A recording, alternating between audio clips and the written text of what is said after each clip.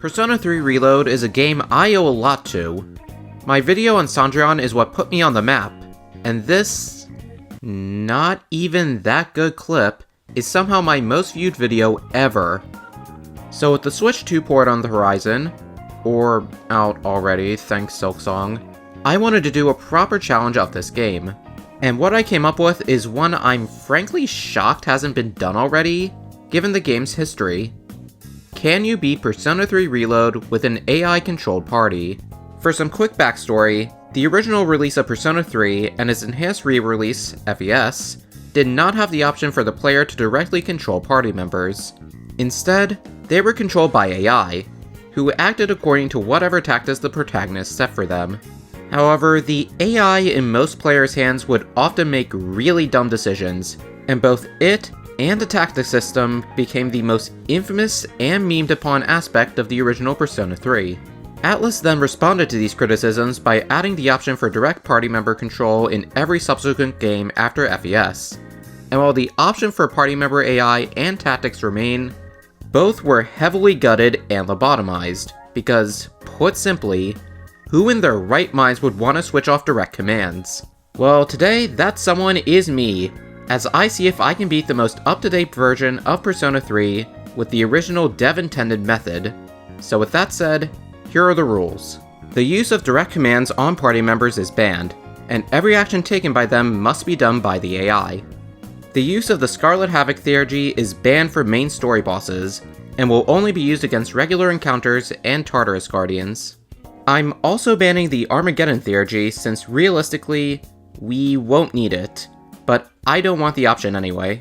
And besides that, there is no other restriction on equipment and personas, and while DLC personas are allowed, they must be obtained through Fusion and can't be bought from the compendium for free. And lastly, this must be done on the hardest difficulty, Merciless. With all that said, the game starts and... Oh my god, he did not just, is this a butterfly me? But anyway, we meet this kid and name ourselves John Mantle after... and get introduced to the main cast. Yukari Takaba, Mitsuru Kurijo, Akihiko Sanada, and Junpei Na-I-Crit Iori. Our first few days of school go pretty well, until one night we get attacked by Muhammad Avdol, post Vanilla Ice, and Yukari and Akihiko are injured. But then out of nowhere, we awaken to a stand, our stand becomes Requiem for a moment, we put Avdol out of his misery, and we beat back the remnants left behind. After that ordeal, it's explained that that thing was a shadow, a creature that appears every night during the secret 25th hour of the day, known as the Dark Hour. Everyone in the dorm has the power of Persona, which can be used to beat back the shadows. Additionally, we learned that the shadows spawn every night from our school, which transforms into a massive labyrinth called Tartarus, and we need to climb all 264 floors in order to stop the Dark Hour.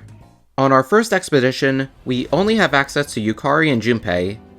However, this first visit is completely scripted, and the team is automatically controlled by the AI, so we're all good. The following days are spent with more tutorials, specifically starting the Magician's social link with Kenji. Social links are the second half of Persona's gameplay loop, and can help with increasing the stats of Personas for Fusion. I'll go over my game plan for social links later in the video, but for right now, know that my highest priority is maxing out the Chariot social link with Kazushi, and the Strength social link with Yuko. And I spend nighttime activities working at Chagall Cafe, which raises 2 social stats at once, and gives me 3,000 yen per shift. And speaking of shifts, I head to our first real expedition into Tartarus, and I feel I should discuss the behavior of the AI. In Reload, the AI has 4 automatic commands. Act Freely has the AI perform whatever action is best given the situation. Typically, if there's one enemy, they'll use a single target skill. If there's multiple, they'll use an all-target skill. And if a party member is low, they will heal. Next is Full Assault, which has the AI go on the offense, and not bother with healing. Conserve SP has party members cut back on magic attacks, and primarily use physical skills or basic attacks. And Healing/Support will have them fully concentrate on healing, but rarely support. Yeah, add that to the list of bad Atlus translations. And attached to these are some which make the AI oh so fun to work with sometimes. On Act Freely and Heal Support, the AI will prioritize reviving downed party members with skills or items. In fact, revival items are the only ones AI will ever use, meaning healing and buff items can only be used by John. And lastly for now, the AI are unable to use the baton pass mechanic whatsoever. With all that said, you might think like the SMT modding community does and say the AI is stupid. And I used to think the same thing up until this challenge. See, throughout the course of the run, I came to understand the AI is limited in what it can do, but that in no way makes it stupid. Mostly. In fact, the AI is actually responsible for most of the Tartarus Guardian and Full Moon Shadow kills in the playthrough. At least up until we've used a certain someone. And throughout this run, you'll see some pretty amazing plays from them. But on to Tartarus. Grinding goes really well, and I'm able to fuse the Fool and Apsaris into a Nekomata, and take her into the first Guardian fight against 2 Ice Ravens. These guys like to inflict freeze with either Bufu or Mabufu, and kill with physical skills, which is exactly what they do on my first attempt. On the next one, I managed to kill one, and then the other snipes Yukari, only for Junpei to finish it off. And I actually debate on resetting here so Yukari can live and get EXP, but I decide against it because surely this won't be a problem later. The next Guardian is a Beast Wheel and 2 Magic Hands, which I beat first try because of their easily exploitable weaknesses. And the final Guardian for this section is the Swift Axel, who I die on the first turn to because of some really bad RNG with Magaru. And while the next attempt starts strong with a lucky Dizzy proc from Yukari, it's still able to hit Junpei's weakness and try to kill me again. But fortunately, it used Garu instead of Magaru, and I'm able to live this time. Unfortunately, I decided to heal myself with an odd morsel, which caused the fear status for a couple of turns and leaving me completely defenseless. But the Axel loses a few brain cells and isn't able to do anything that could possibly kill me, and we take it down to finish the first block of Tartarus. The next few days are spent raising social stats and social links, until it's eventually time for the first proper Full Moon Shadow, Midler the High Priestess, and the fight does not start off well. The main move the boss has is Ice Storm, which is just a fancy Mabufula. However, given it's Mabufula and not Mabufu, this is enough to severely damage Junpei and kill Yukari if she doesn't have Rakukaja up, which I need to waste the first turn of the battle applying. Midler also has no exploitable weakness, but takes extra damage from fire. However, since physical is king in this game, Junpei never wants to use Agi, so our damage output is pitiful. Oh yeah, and did I mention this fight is on a time limit? Oh, and also, one more fact about the AI. Half the time, it seems like the AI will prioritize hitting a downed enemy over hitting all enemies. So despite my team always being able to hit the minions' weaknesses, they never want to capitalize on that by hitting every enemy. Eventually I remember I have Mazio gems that deal flat 50 damage to all enemies, which is greater than anything I have right now, so I use that to get rid of her last minion spawns, but an Ice Storm into Bufula knocks out Junpei and Yukari. However, since I don't want to hog all the EXP, I revive Yukari, and she finishes off Midler with a basic attack. Following our victory, I spend the next month doing the usual routine, and while I can't go back into Tartarus, I hold off until May 23rd for 2 reasons. The main one being is that Akihiko fully recovers from his injuries and rejoins the operation. The second is during this time, I start the Hangman social link with Maiko. Why this is important is that I'm able to fuse Inugami, who comes with the savior of the early game, Poison. Normally in SMT and Persona games, Poison is a pretty bad status effect because it does terrible damage. However, Reload is the exception because it does a really high percent of damage, and is the only status effect that isn't cured automatically over time. And when I say the damage is high, I mean against Tartarus Guardians, it deals over 200 damage, way higher than anything John or any party member can do right now.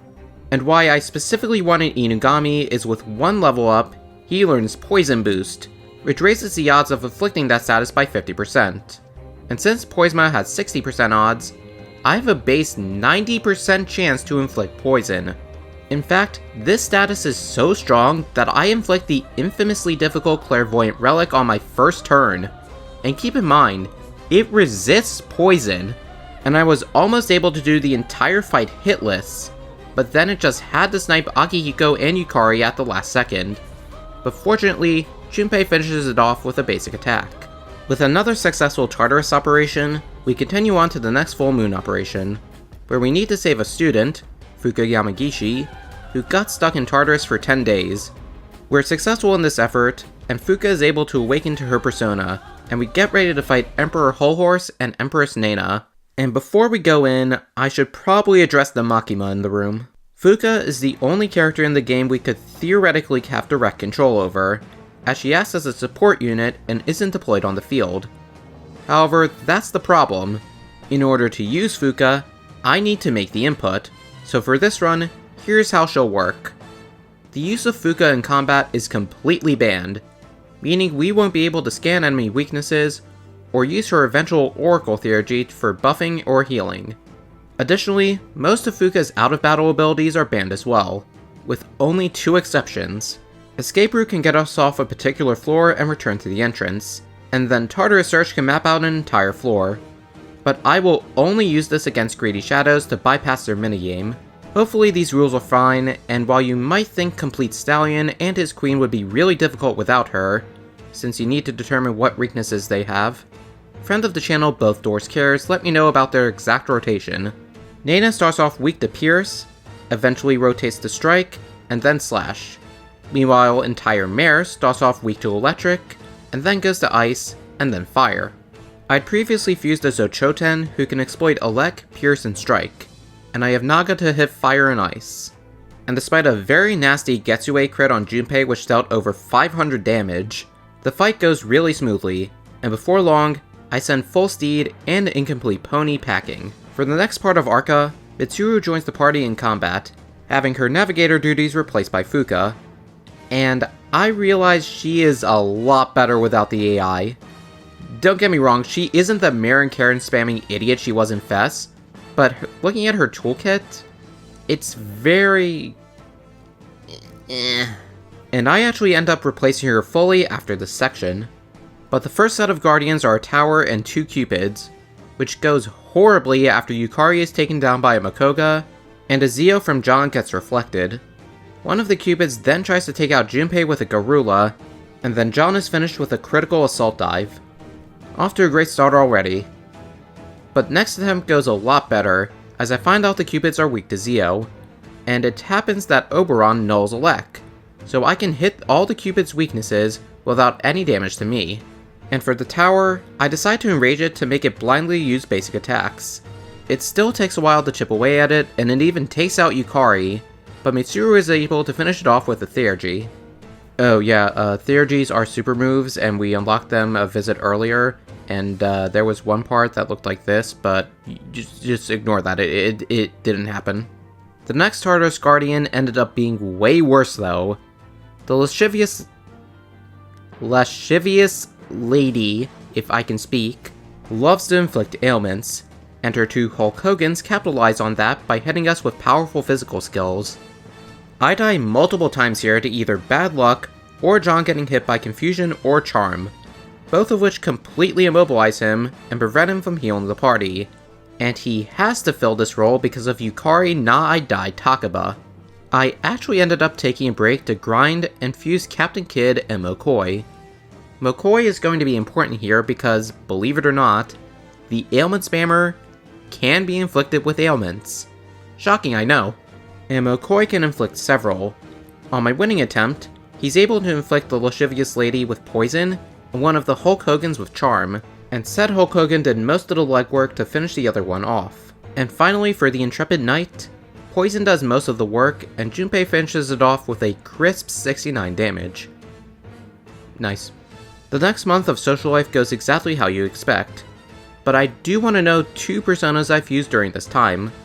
The next 2 Full Moon Shadows specialize in ailments, specifically the 2 most annoying ones in the game.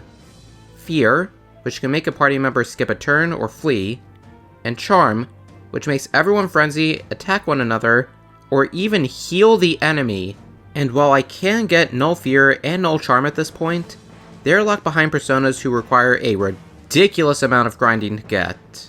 And since I don't have that kind of time, the best thing is to get Resist Charm onto Mithras and Resist Fear onto him. I still don't forgive you for what you did to Battle Seraph. But with the full moon upon us, we head into the first shadow, Noriaki Kakyoin. After realizing the Emerald Splash is completely ineffective in most cases, Kakyoin instead used Hierophant Green's tentacles to put the Fear of God into us. Fortunately, with the Lord's Servant at my side, I can reduce the chance of us being afflicted, as well as completely blocking his Makoga. However, there is one thing that sets me back for Kakyoin and the fight afterwards. Yukari. Because of plot, Yukari forces herself into the party for both fights, and because she's Yukari Naai Dai Takeba, she hasn't been able to gain as much EXP as everyone else.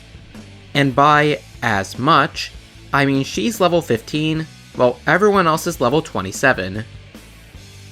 Yeah, needless to say, she is a liability for this fight, and I don't even bother reviving her and leave healing duty to John.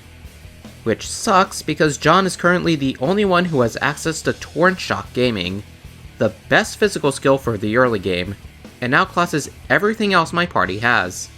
Beyond what I just mentioned, the fight is not difficult whatsoever.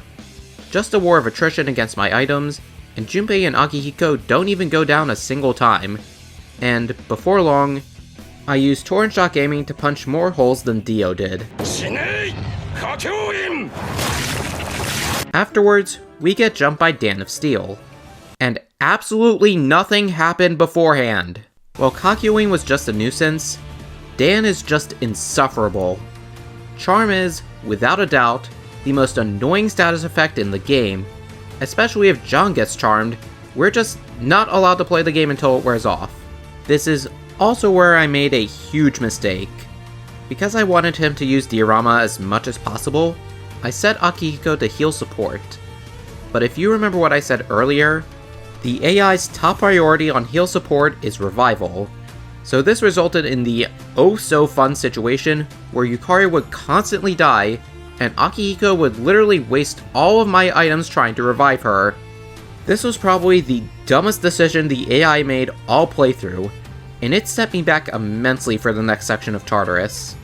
Also, after what felt like a decade of getting hit by Charm, something interesting happens. Viewers of Robin and Zephyr's channel might be familiar with the law of diminishing returns from SMT5, where ailments would lose their efficacy after a few turns. Well, something similar happens here, as characters just stop getting inflicted with Charm frequently, and it had nothing to do with Seductive Breath wearing off. It just happened this way. I don't know why. And after whittling it down to basically nothing, Akihiko channels Jotaro and finishes off Dan with a series of punches.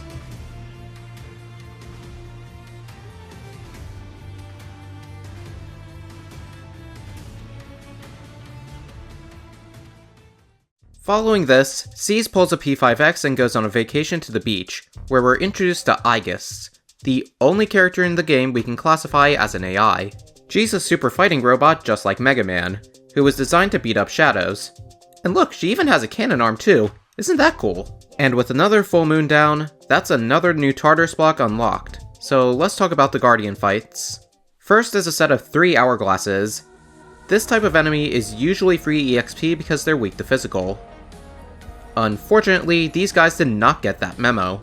So the fight dragged on way longer than it had to. Especially since I had to reset because I got unlucky with Miragion spam.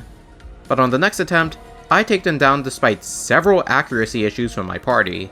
Next up is the Arcanist Decapitator, and his 2 sons Cold Steel and Sasuke. The Arcanist has no weakness, but is very susceptible to ailments, so I inflict rage on it to bypass the gimmick, and it doesn't take long to take him down. The final set of Guardians on this floor are fought back to back with no break, so I make sure to save before going in. Up first is my main man, the Deviant Convict, who spends 50 years powering up for a really strong physical attack. Only for it to get reflected because this is the first block you can get attack mirrors.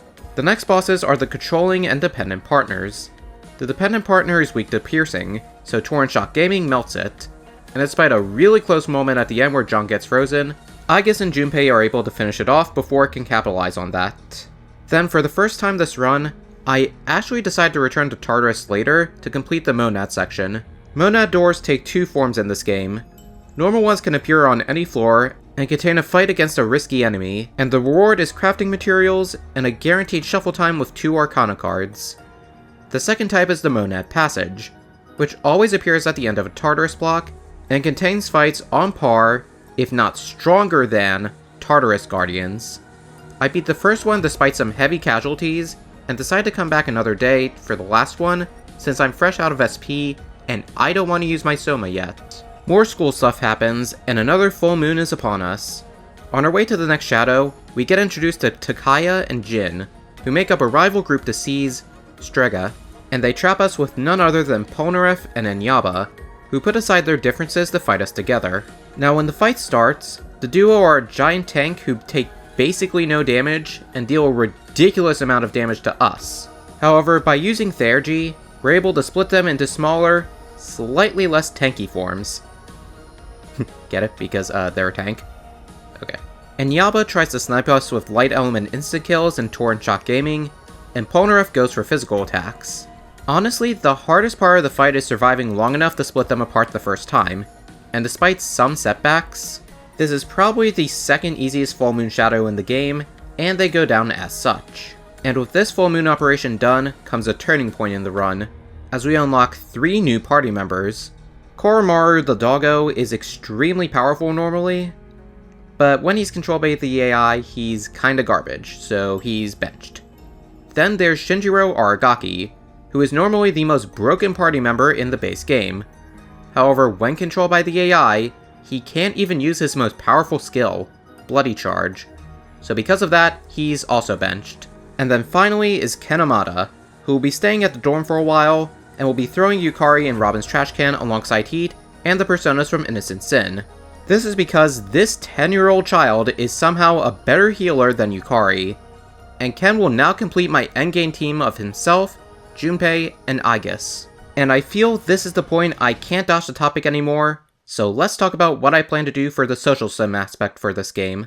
See, social links have 2 perks, granting a fresh persona increased level ups upon fusion, and an ultimate persona who can give us a special hard item that we can trade at the antique shop for the best equipment in the game. Given the optimal party composition, the personas I'll need for the endgame, and the fact that Persona 3 has the tightest deadlines to max every social link, I split each of the social links into 3 groups: the essentials, the nice to haves, and the ones I don't need. For the essentials, there's 2 types actually: those who give me the null weakness gear for my party, and those who give me the best possible personas.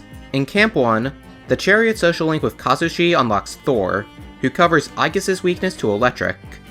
The Temperance social link with Bebe unlocks Yerlungar, who covers Junpei's wind weakness. And the automatic Death social link with Pharos unlocks Thanatos, who can cover Ken's dark weakness.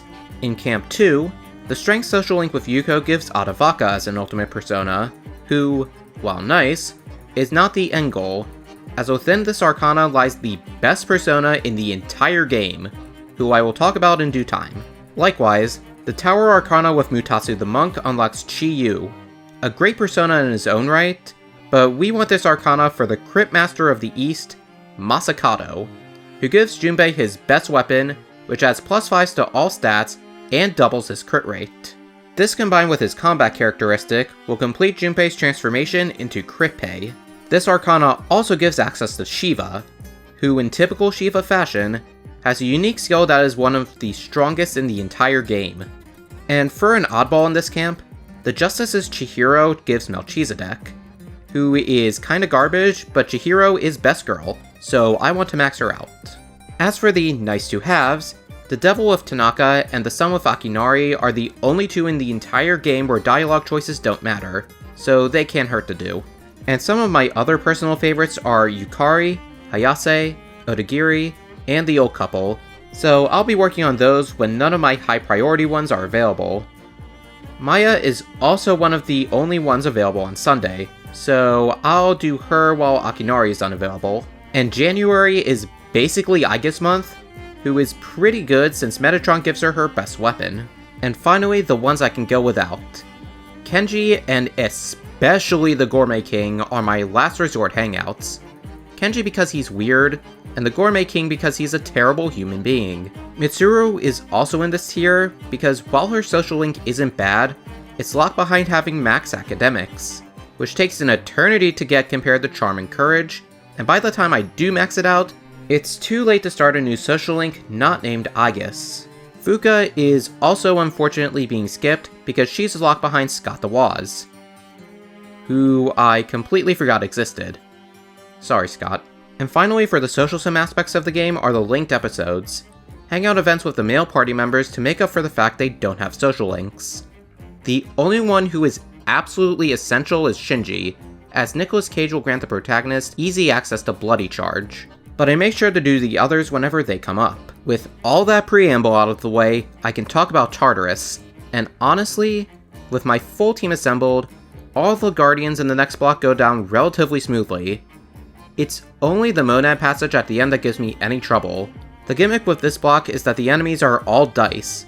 The dice shadows roll a number at the end of their turn, and do a specific move based on that number. And in most of the dice's cases, they love to roll for Mamudun.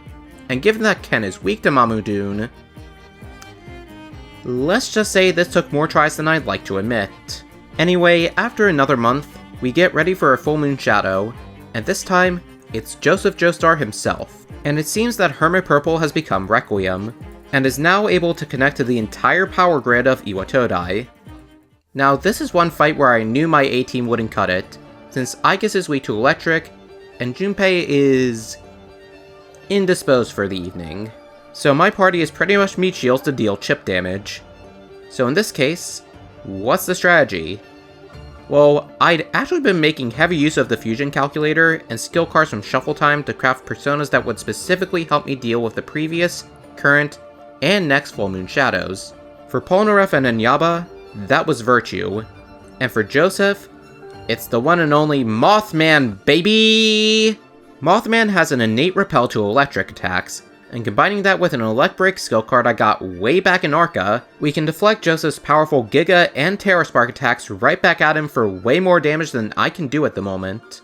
And it's not long before Joseph falls to his own hubris. But remember when I said Junpei was indisposed? Well, that wasn't by choice. Throughout the month, Junpei has been hanging out with this Hot Topic reject who at first had no interest in him, but slowly warmed up. However, it turns out this was all ruse, as her true identity was Mukuro Ikusaba. I mean, Chidori Yoshino, the 16th student, the third member of Strega. Yeah, let's go with that. She captures Junpei under the false pretense that he's the leader of Seas, but in actuality, he just told her that to make himself sound cooler.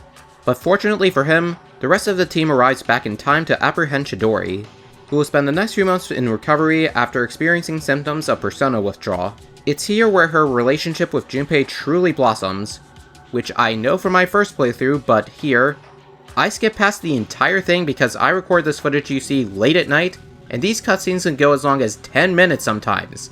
I have deadlines to meet, guys, cut me some slack. And for the next Tartarus block, this is usually a piece of cake because Shinji is way too strong, but in this run he is not very good, so it's a struggle. Specifically, this Yoten and two hands deal way too much damage, and I actually have to come back here with Shiki the Freaky OG, who repels the Yoten strike attacks and can hit both of the hand's weaknesses. And from here, I skipped a Monad passage for now and instead decide to do some solo leveling until I hit level 54. Anyone who has played this game knows why level 54 is a huge milestone. Level 54 gives us the right to fuse the true ultimate warrior of the Strength Arcana, Siegfried. Siegfried is probably the most infamously busted persona in the game because of how jacked he is when you get him. He's the earliest persona who learns Brave Blade, the strongest non-unique slash attack in the game, Crit Rate Amp, which gives us a constant revolution effect, and Slash Amp, which increases slash damage by 50%, and stacks with Slash Boost for even more damage. And combining all of this with App Pupil doubles Siegfried's crit rate, and he becomes unstoppable. And that's not even mentioning the fact that fusing him gives us the most broken offensive skill in any Atlas game so far. The Scarlet Havoc Theurgy, or as I like to call it, Control-Alt-Delete. Like I said at the beginning, I'll be banning Scarlet Havoc for major boss fights to preserve the challenge, and only use them in random encounters, monad doors, and certain guardians who have a lot of resistances. But for most guardians, it'll be a last resort. I also take this time to fuse Siegfried with an Archangel, and create the girl who started everything for my channel, Cendrillon, whose unique passive, /driver, increases slash damage by a further 75%, which also stacks with boost and amp. However, since she's currently lacking in levels, I put some growth cards on her, and stick with Siegfried for the time being. And Siegfried more than proves his value against the next set of full moon shadows, ZZ and Forever. There are only two things that make this fight challenging. The first is that Ken is out of the fight for plot reasons, so I have Yukari in his place. Fortunately, unlike Kakyoin and Dan, she isn't grossly underleveled because of the newly introduced Great Cop, where we can occasionally level up other party members to John's level, or by 13 if they're really lagging behind. The second is Forever's most dangerous skill, Morbius Rondo, where he summons a dead meme to hit us for weak physical damage 6 times, and if it crits or Yukari isn't at full health, it's essentially a one-shot. But all in all, even with ZZ's wheel doing dual 1971 vroom vroom, this battle is made pretty easy thanks to Siegfried! However, elsewhere in Io Todai, Shinjiro gets murked. Normally this would be a huge blow since he's overpowered, but as I've established, he is dead weight in this run, so I don't really care. What I do care about is Akihiko and Ken unlocking their ultimate personas, and second Theurgies. For Akihiko, it's whatever, but Ken's is quite possibly the strongest in the entire game. Divine Intervention is not only a full party heal, but also a full party revive, in addition to applying Tetrakarn and Makarakarn. And here's a fun AI fact. Ken's AI will always prioritize Divine Intervention if multiple party members are low on health, which is most of the time in boss fights. So that means when the situation is desperate, Ken can fully heal and res party members while also making them to everything except Almighty for at least 2 turns. Actually insane. And from here on out, this is where I'm going to start speeding things up. Guardian fights aren't really interesting anymore, because if you can't push it, Siegfried! And if you can't, Siegfried! Scarlet Havoc. I also want to mention that I did go a bit crazy with the leveling again, because when you really get into it, P3R can be a lot of fun to play. But I most notably fused Thor in this section with the passive Null Dark from Daisojo, and with this persona, we head out to fight the final full moon shadow, J-Guile the Hangman.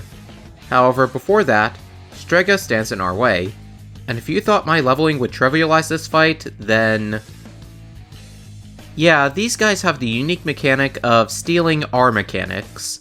In this case, intentionally exploiting weaknesses, and then shifting to the other to maximize their turn economy. And because I haven't bothered with Fuka's combat characteristic, the damage is really high. However, with a healthy amount of revive items, and Ken learning Sorry Karm, we can always fully recover in time for their next turn. Their combos do get a bit crazy, but eventually, I use Bloody Charge on a newly fused Trumpeter, and with the power of a now at level Cendrillon, I take Jim from half health to 0. And while Takaya tries to stop my advance by making my party afraid, it doesn't work since, at this point, I have the Amortite Necklace, which nulls all ailments, and one more not crit finishes him off. With Strega pulling a Kirby, nothing left is standing in my way against J-Guile, and wow, okay, this guy is actually extremely brutal. The boss has 2 main gimmicks. Throughout the fight, it will summon statues with various affinities, and the AI is actually really good at guessing their weaknesses, even without Fuka's help. As for the second gimmick, J-Guile played a bit too much Nocturne and decided to copy Mott's gimmick, spamming Beast Eye 69 times in a row. And for copyright reasons, he renamed this attack to Grim Transcendence, trademark, which grants him an additional 3 action points he can use to spam Ken and Siegfried's weaknesses. or go for God's Hand, which... I died 2 times to this fight. The first time, believe it or not, I died to the last of his statues, as I failed to heal prior to its turn, and I got killed by Megiddo. And my second death was even stupider, as one more Brave Ray from Cendrillon would have killed him, but he had to go for an Akashic Arts, which not only crit, but also hit twice for more HP than I had. But on my third attempt, I remembered, oh yeah, I've used Thor for this fight. And after switching to him for the entire fight, I prevented him from hitting me with physical or dark. The only things that can hurt me now are Megiddola and Megiddolon, which he doesn't use very frequently. It's incredibly slow, but with my first crit of the fight, Junpei and Aigis finished the Dark Hour and proved that you can beat Persona 3 Reload with an AI-controlled part. Oh yeah, so it turns out Akutsuki is a traitor, and... Wait. Is this the first time I've mentioned Akutsuki in the script? Huh, yeah, it is. Well, Akutsuki is the chairman of our school, and has been overseeing and funding our operations, but it turns out he is a bit of a masochist. Masakutsuki, if you will, and doesn't want the pain to end. So he stages an elaborate situation where we defeat the Full Moon Shadows, so he can become the God of the New World! His words, not mine. However, Mitsuru's tech billionaire CEO father then takes him out since Akutsuki didn't get the memo that I was parodying JoJo and not Death Note. And now it's time to speedrun the rest of the plot. This new kid named Ryoji shows up at our school a few days after the Death Arcana boy leaves us for the last time. We take a pointless trip and Chidori escapes from the hospital. Chidori is not even a fight, and she sacrifices herself to stop somehow Strega return from killing Junpei. Chidori's Medea and Junpei's Hermes combine into Trismegistus. Wow, I butchered that. And then Ryoji turns out to not even be a human, but rather the Silver Surfer, and Galactus, or Nyx as it's called in this game, is heading to Earth. In like 2 months. So we used that time to clear out the rest of Tartarus, and if you want to know how that went... And it's here where I make a decision. See, John has been doing a lot of the work to take out the shadows ever since we got Siegfried. And despite the AI doing some really nice plays, like this one where Junpei's high counter proc twice in a row, it made me realize that I had lost the entire purpose of the run. So for the final 3 bosses of the game, Jin, Takaya, and Nyx, I would fuse 2 personas to act as support for the AI. Since November, I had the right to fuse Thanatos, the Requiem persona from the beginning of the game. But little did I know that I was mistaken. See, in truth, Thanatos is the equivalent of when Yoshikage Kira got stopped by the Sand Arrow and that created Bites the Dust. It's only after finishing the mandatory Judgment Socialing and fusing Thanatos with the Fool do we unlock the true ultimate persona. The MacGuffin of Steel Ball Run, Jesus Christ. Yes, John's ultimate persona, excluding Orpheus Telos, is Jesus Christ. And full stop, he is one of the best personas in the game solely for his resistances. With an innate resistance to the 4 Tetra elements, repel to light and dark, and learning no physical as a passive, making it so the only thing that can feasibly kill us is Almighty. And I make him the ultimate support, with every mob buff in the game, Debilitate, and Revolution for Krippe and Aigis.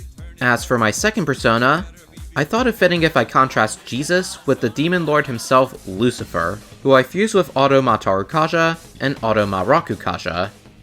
The reason why I don't fuse Auto Masuku Kaja is because Junpei found some sneakers that give us that as a passive. Oh yeah, and then I got bored of Lucy, so I fused him into Saturnile. Just because. And on the final day of the game, we head to Tartarus to stop Nyx from galactusing the world. But we have to go through Strega first. Up first is Jin, whose gimmick involves exploiting weaknesses, which none of my party currently has. However, he has a special treat just for this occasion. But fortunately, Junpei is the only one who needs to be cured, as John has the Amrite necklace, Aigis has insta-heal, and Ken Spear has Unshaken Will, which nulls all ailments except poison. After we deal enough damage, he uses steroids to fully heal himself and greatly increases attack power. But he also self-applies poison to himself. and he is actually able to deal 400 damage to the party, despite our vast level difference. But this momentum is not enough to have a God's Hand reflected back at him, and a base attack from Krippe seals the deal. Up next is Takaya.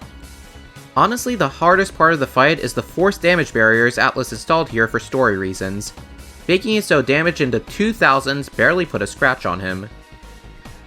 Thanks a lot for wasting your Theurgy on him, I guess. In terms of attacks, Takaya has exactly 2 that are threatening. Soul Drain, which he always targets John with, eats all of my SP, forcing me to waste a turn healing myself. The second attack is his own Dark Twisted Theurgy, which I think he can only use once, but regardless, steals everyone's SP and inflicts everyone with fear.